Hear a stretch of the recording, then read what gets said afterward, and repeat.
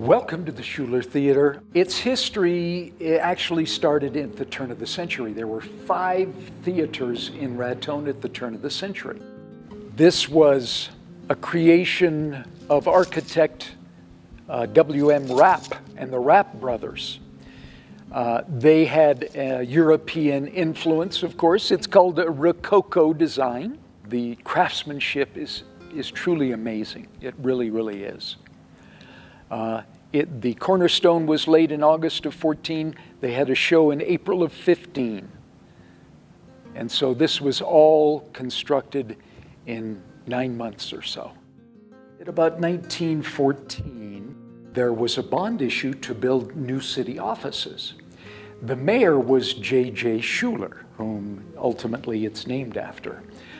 He decided that the city needed an auditorium. We need a performing arts space. He put into the plans an auditorium. Well, his political opponents found out, and there was some controversy. The city commission actually had to sneak across the border, were run across the border to Trinidad while the heat died down. So it did die down. They came back over and built the auditorium with the city offices, and at a cost of $55,000, we have this today, which is ultimately priceless.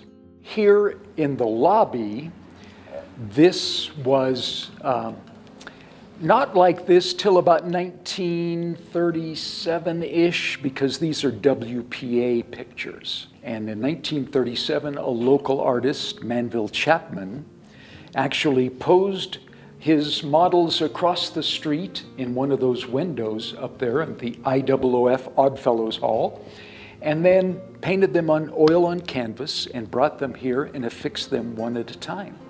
And this is one of the unique and amazing aspects of the Shuler Theater. We get people who are not necessarily into theater, but into art, who come and do this. It's, of course, National Historic Registry. We are what you call a hemp house, because all of the scenery and all of the drops and the lights are done by rope and the pulleys. This is a view of one of our geographical high points, the Palisades of the Cimarron, through Cimarron Canyon. And this was painted by the Kansas City Scenic Company, we believe off a postcard from White Photo, which was here in Raton at the turn of the century. Pieces of canvas that are 3 feet wide and 35 feet long, and it's watercolor. We've always stressed the young people, the youth. They have Missoula Children's Theater a couple of times a year. The Santa Fe Trail School, they do a kids musical during the summer. And so we've seen a resurgence in interest by the school kids. The National Honor Society has their induction ceremonies here every year.